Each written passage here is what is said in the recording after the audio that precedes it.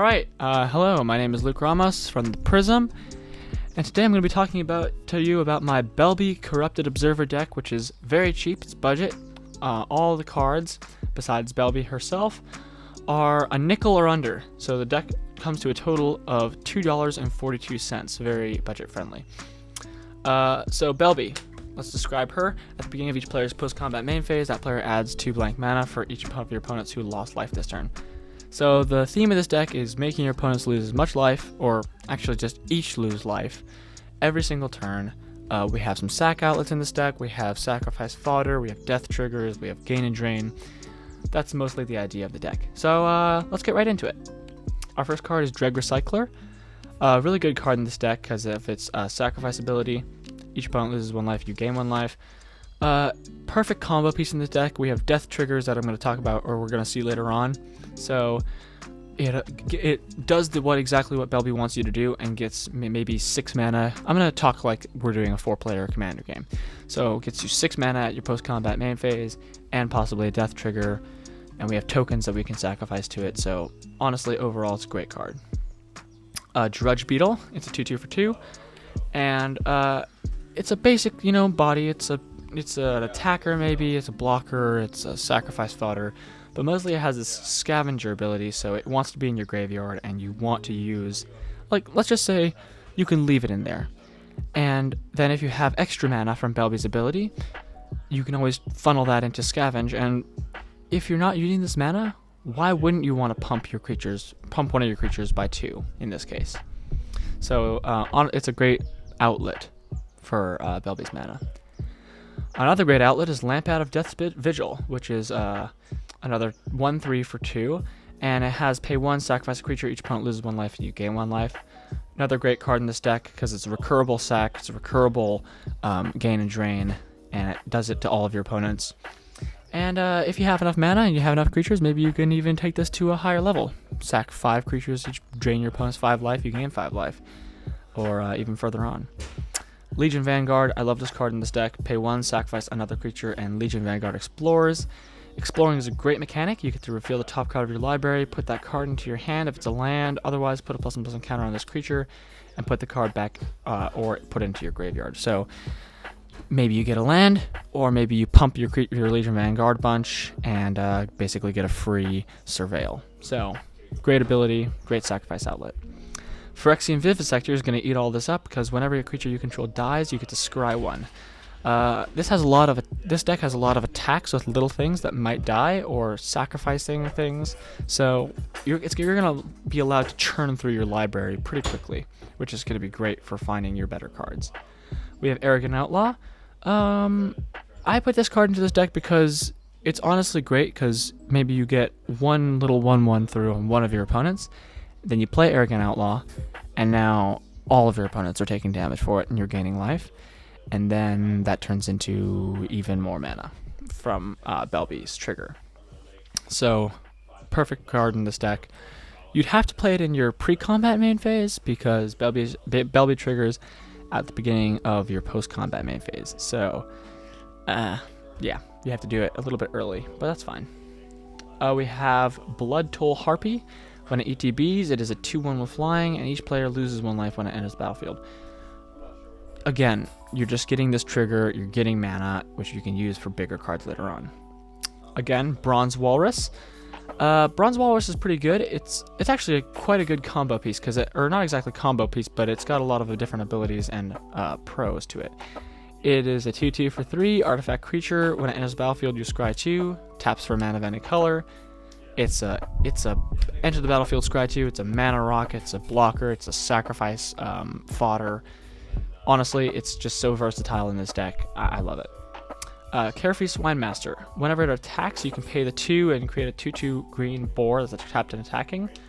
Another great card because it allows you to kind of spread around your attackers. Kind of like an attacker that your opponents don't really see until it's already attacking them, because it kind of comes out from the ability.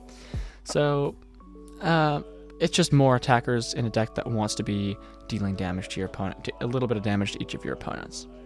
We have Dreg Mangler. Again, that scavenge ability is pretty good. It's a 3/3 with haste for 3 also, so never bad. Etched Familiar. When it dies, each opponent loses 2 life and you gain 2 life. So perfect sacrifice fodder. Kind of like a Arrogant Outlaw without the need for an opponent to lose a life beforehand. And you never know, maybe you could sack it to our next card, Kesket the Flesh Sculptor, who you can tap and sacrifice 3 other artifacts and or creatures. Oops. And basically you get to look at the top 3 cards of your library, put 2 of them into your hand, and the others into your graveyard. So, great card advantage for, yes, 3 creatures is kind of a lot of creatures to sacrifice, but maybe you do it just once, and maybe it gets you one of your best cards in the deck. So, why not? Card advantage is always good. We have Skursdag's Supplicant, where you can pay 1 black mana, tap it, discard a card, each player loses 2 life. It's a bit much for the each player loses 2 life, but maybe if you're really desperate and you need that mana, you might even get like 5 extra mana from the ability if you're playing in a 4-player game. And if not, you can always just sacrifice this to one of your other abilities. So it's a body, you know. Yavimaya Elder, a great thing to sacrifice, is gonna search your library for two basic land cards, reveal them, put them into your hand when it dies, and also you can sacrifice it to draw a card, triggering some of your death triggers. So, pretty good card in this deck, pretty good card, and it's ramp, and it's everything you need. Bloodhunter Bat, it's a 2/2 with flying, and when it enters the battlefield, target player loses 2 life, you gain 2 life. It does cost 4, and it only targets 1 player, but you never know, maybe you just need the mana. And it's a flyer, so nobody ever said bad flyers. You know, it's an evasion ability in this deck, which this deck likes. So yeah, Mage Hunter. I was so surprised this was budget. It was in my budget, but it's a great card. Whenever an opponent casts or copies an instant sorcery spell, they lose 1 life. So this is like death against a storm deck, but also not even that. People are casting ramp. People are casting destruction. People are casting tutors if you're at that level of play. And every time they're going to be doing this, they're going to be losing a little bit of life, and it just puts an incentive on, especially actually puts an incentive on them not playing instant sorceries during your turn, because now you're like, yeah, you play that, you lose 1 life, and that's 2 mana for me. So, yeah. So that's pretty darn good. Renata, Call to the Hunt. It's kind of like a Grumgully for all of your creatures, where they enter the battlefield with an additional +1/+1 counter on them. She can get pretty big, according to your devotion to green. So, pretty good card in the deck, just pumping all your creatures, getting a bigger army. Slowest Way Scorpion has Death Touch, which is always a great evasion ability, and also the Scavenge ability, which you can use with your mana.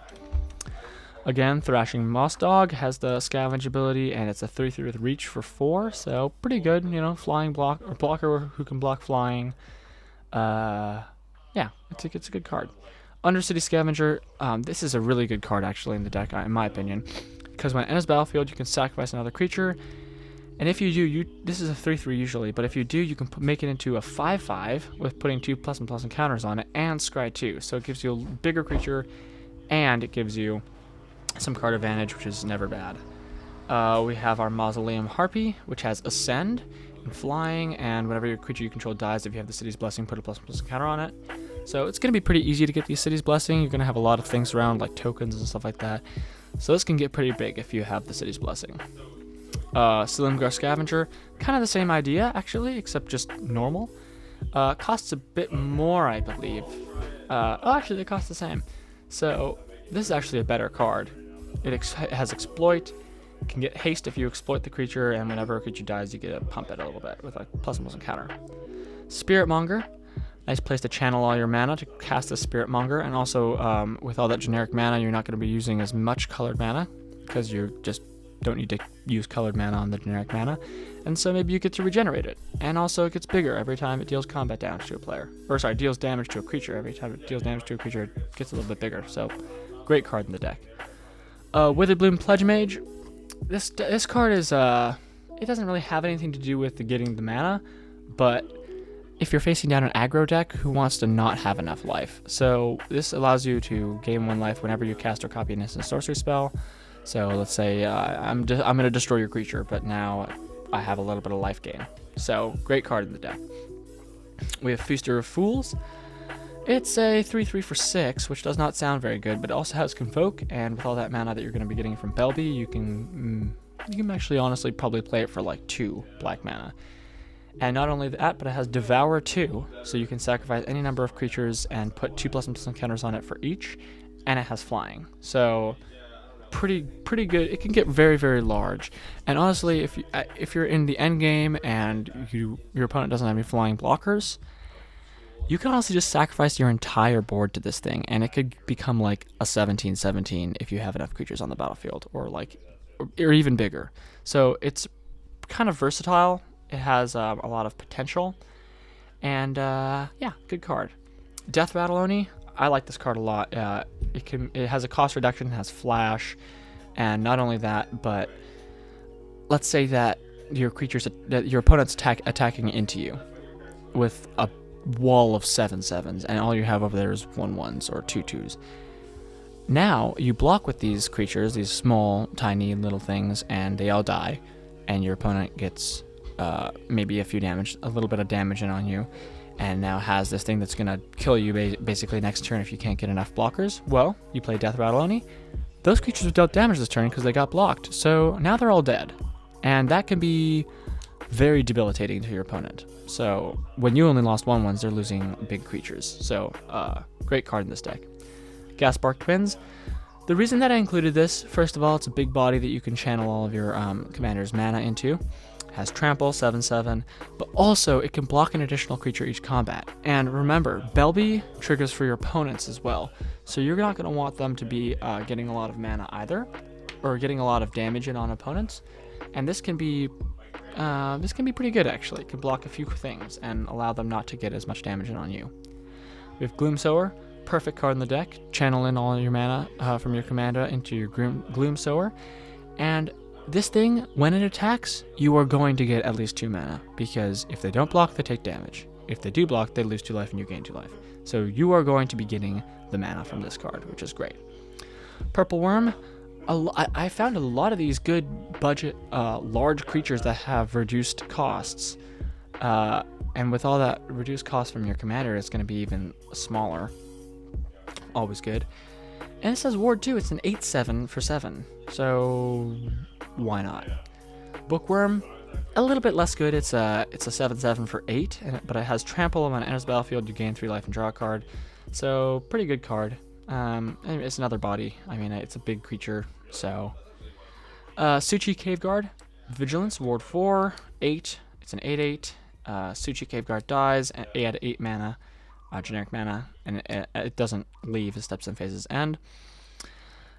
Again, it's a big creature, but if you need the mana, you can always just sacrifice it to one of your sacrifice things and get 8 generic mana. That can be used to cast even bigger things, or even more things, or all that kind of stuff. So great card, has a lot of versatility in this deck.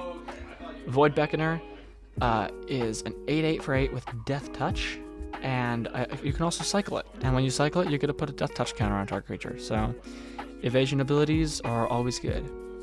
Arboretum Elemental, 7/5 for 9, which seems expensive, but it has Convoke, and with your commander's ability, you could honestly get this out for free if you have 3 creatures that are green and you hit all of your opponents and got the 6 mana. So a 7/5 with Hexproof for free sounds a lot better. Our last creature for the deck is Rust Goliath, who is a 10/10 for 10, reach Trample. Again, if you sacrifice a Suchi Caveguard, have some extra mana from your commander, you can get this out for and still have your land base open. So that's really, really good in this deck. And it's a big creature, trample, reach. Honestly, and it has the versatility with its prototype ability as well. So great card. We have Executioner's Capsule. It's kind of like a Doomblade, but in an artifact form. Doomblade is not within the budget, so sadly we had to go with this, which is still pretty good though. I mean, you can activate it on their turn, same kind of instant speed reaction. Entrancing Lyre. This card is great because let's say your opponent has a really good tap ability or a big creature.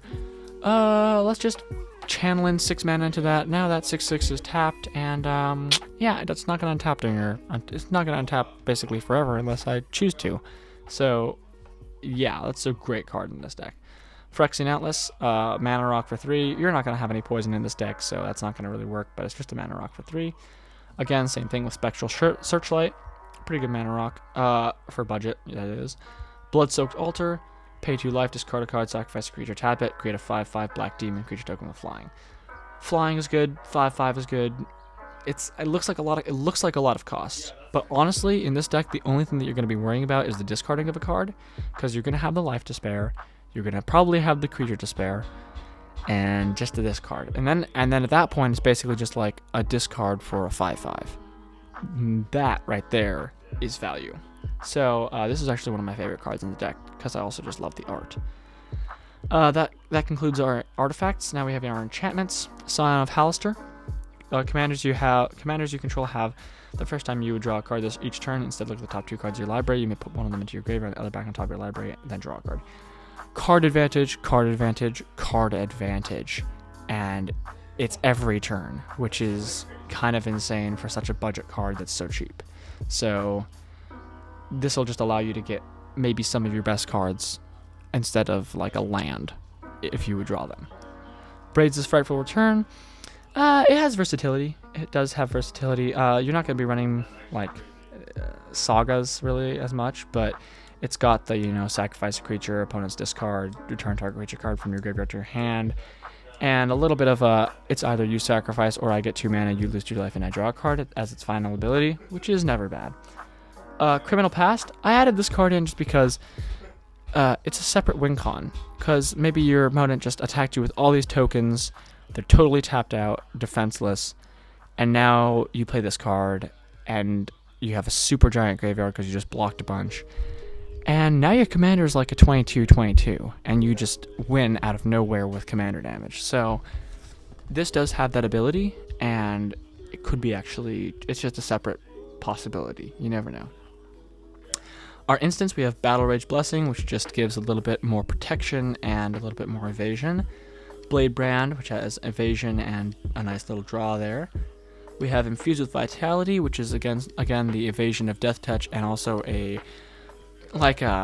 feign death effect, and also you gain 2 life, which is kind of nice because you have some things that use life. Natural Connection, it's a rampant growth for 3, but it's an instant, so you can do it during your opponent's turn. And again, you're going to be using your commander's blank ability or blank mana ability for the big cards, so you're probably going to have some leftover mana. And why not surprise your opponent with ramping on their turn? Because that just is hilarious, in my opinion. Blood Curdle, destroy target creature. You get a menace counter on something, so it's a destroy with evasion. Crushing Disappointment is a very good card. A little bit more expensive than, things like Sign in Blood and stuff like that. But then each player loses 2 life, and you draw 2 cards. So great value, mana-wise, from your commander, and you get to draw 2 cards. Feed the Serpent. Why not exile something? Grisly Spectacle, it's a destroy spell, only can target a non-artifact, so I guess it's a little bit more inclusive. But then again, they have to mill the power of that card. So if I destroy my opponent's 7/7 Kraken, oh yeah, now you have to mill 7 cards. So how does that make you feel? Let's go on to our sorceries. We have Bone Splinters, which is a sorcery destroy spell for 1 actually, with a sacrifice, which is quite good. Quite good in this deck when you have a lot of tokens. Fruit of Tizerus is a 1 mana, target player loses 2 life, which is never bad again. Chatterstorm. We're going to be casting a lot of spells with all this mana that our commander uses, because let's say that you don't have one of the big spells like, Arboretum Elemental or Suchi Cave Guard, something like that. You're going to be casting a lot of these little spells like Fruit of Tizerus, like little creatures and stuff like that. And that can add up, and then Chatterstorm might be like 7 copies, and that's 7 little bodies you can use to attack your opponents. You can use them as sacrifice fodder, and again, remember, we have Witherbloom Pledge Mage, so maybe you get a bunch of activations of that and you gain a bunch of life. So it's honestly a very versatile card in the deck, and it's quite good. Yeah. Hunt for Specimens, kind of similar, creates a 1/1 black pest with when it dies you gain a life. Perfect sack fodder. I did add in a few learn spells, so I have, Containment Breach as the lesson, and I also have Expanded Anatomy, and finally I have Pest Summoning. So a lot of these create pests, like Expanded Anatomy pumps but this one is a destroy spell. But they're all pretty good. You never know where you want to find them. And also, you remember you can also learn. Instead of getting a lesson, you can also discard a card and draw a card, so you get kind of a loot. Asphyxiate, destroy target untapped creature. Maybe you're going against your opponent's Voltron deck where their commander is this giant thing that has Vigilance. Yeah, well, Vigilance is going to come in handy in this case because now I destroy that. So, pretty good card. Beneath the Sands, a lot like the Natural Connection that I had earlier, except in this case, it's a sorcery, but it has cycling. And it's a good card. It's for a budget deck. It's a pretty good ramp card. We have Fade into Antiquity, which is just a better type of thing than like Broken Wings kind of, because you get to exile the thing. We have Field Trip, another ramp spell that has the Learn. We have Mage Hunter's Onslaught. This is one of the most overpowered cards in this deck because for one turn, it's basically you are guaranteed to get your commander's mana. And plus, it's a destroy spell. So the destroy spell is honestly like the icing on the cake in this case because now I attack all three of my opponents with 3/1/1s. And no matter what they do, they're going to lose some life. So I'm going to get 6 mana that turn. And that can be used to do some crazy stuff. Tyrannid Invasion creates a 3/3 with trample for each opponent you have, which is great because then it's like an attacker specifically for that opponent. And, it's from the Warhammer set, so that's kind of cool. I like those cards. They're very nice and shiny. Bestial Menace. I love this card, actually, because it creates a 1/1 with... it creates a 1/1, a 2/2, and a 3/3. And it has so many options. You could use these... to attack your to attack your opponent. You can use these and immediately sacrifice them with things like Kesket, where it's exactly 3 creatures, and you can immediately have some card advantage. Or you can just have blockers, and blockers are sometimes overrated, but in a deck where, you never know what you're going to be going up against, so it's nice to have some little bodies that you can block with. Fertile Thicket, it's a good land, and also a little bit of card advantage. You can try to find another land. Maybe you're missing your land drops and you need to find something else. So it allows you to look at the top 5 cards. Golgari Guildgate, perfect, just dual land. Terminal Moraine. I like this card because it doesn't enter the battlefield tapped, and you can immediately sacrifice it to search your library for a basic land card, put that card into the battlefield, and then shuffle. It kind of in a budget deck like this, it's only 3 cents, so that's really, really good. And it kind of takes the place of certain other cards that are more or less budget friendly, and do similar things. So it's a good replacement in this deck. Hunter Maze, again, it's like a forest and it's battlefield tap, but then you have that extra draw ability. And last but not least, we have Unknown Shores, which is just a good card in general, and can channel some of your commander's non-color mana into colored mana. So good. In the end, the Belbe deck is pretty full. I think it'll pack a punch. For $2.42, it's a great commander deck. You don't really see a lot of these nowadays that are actually good decks that work for such a cheap price. And it might not be, again, it might not compare to some of these big pre-con decks that are, $40 and actually well built with all the pretty good cards that are very far out of my budget. But for just playing with your friends, it's a pretty good deck. So I hope you enjoy. Thank you for tuning into the Prism. Please, like, share, and subscribe. And I'll see you next time.